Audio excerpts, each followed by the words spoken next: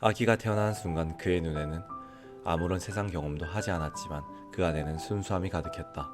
그 순수함은 비교도 없이 그대로 받아들이며 아기는 그 자체로 살아갔다.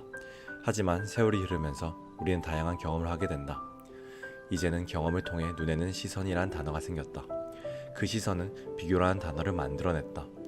다른 사람들과의 비교를 하면서 삶의 주체가 나에서 사회로 바뀌기 시작했다. 그렇게 되면서 우리는 감정을 구체적으로 느끼게 된다. 기쁨과 슬픔만 있었던 시절은 이미 멀어져 갔다. 우월, 원망, 부러움, 시기 등의 다양한 감정이 생기면서 평가와 경쟁이 시작됐다. 이렇게 우리는 자신의 삶을 둘러싼 사회적인 틀 안에서 존재하게 된다. 틀 안에 갇힌 우리는 삶의 주체가 내가 아닌 다른 요소들이 침범을 했다.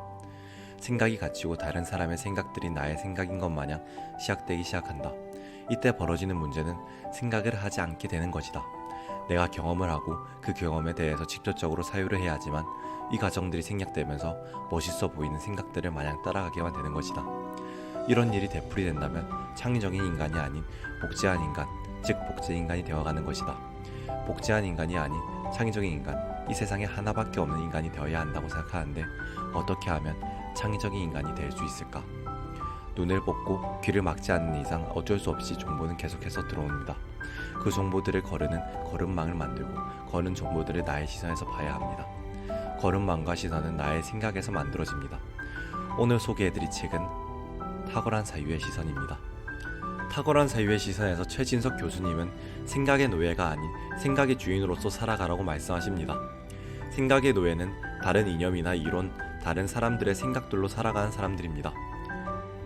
생각의 높이는 시선의 높이를 결정하고 시선의 높이가 활동의 높이를 결정하며 활동의 높이가 삶의 수준을 결정한다고 합니다. 생각을 자발적으로 한다는 것은 삶을 자발적으로 운영한다는 말이 되고 반면에 다른 사람의 생각을 이용해서 산다는 것은 다른 사람을 추종하며 산다는 말이 된다고 합니다. 따라하기는 쉽고 편하지만 주도적으로 생각하는 일은 어렵고 힘들다. 따라하기를 하면 최초의 사람이 겪었던 고뇌와 숙고와 불안을 겪지 않을 수 있다. 독립적인 삶을 사는 일은 편안함과 안전함에 빠지지 않고 다가오는 불안과 고뇌를 감당하며 풀릴 길이 보이지 않는 문제를 붙들고 계속 파고들어야 한다. 이것이 지적인 부지런함이다. 반면에 지적인 게으름이 무엇일까? 대답만 하는 것이다. 이미 품고 있는 지식과 이론을 요구에 따라 그냥 뱉어내기만 하면 되기 때문이다.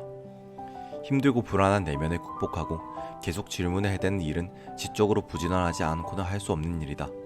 이 두 그룹의 차이는 궁금증과 호기심이다. 지적으로 게을러지면 질문을 발휘하는 능력이 퇴화되어 궁금증과 호기심이 점차 줄어든다. 하지만 지적으로 부지런한 사람은 불편함을 이겨내고 질문을 생산하려는 시도를 계속하기 때문에 궁금증과 호기심이 살아있다.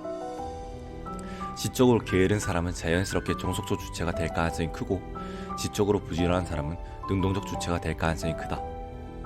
생각을 하여야 삶의 주체로 살아가게 되는 것이다. 삶의 주제로 살아간다는 것은 진정한 자유를 가지게 되는 것입니다. 남의 시선과 사회와 이념의 틀에서 자유로워져서 정말 나의 인생을 살아가게 되는 것입니다. 지금 당신은 삶의 주체로 살아가고 계신가요?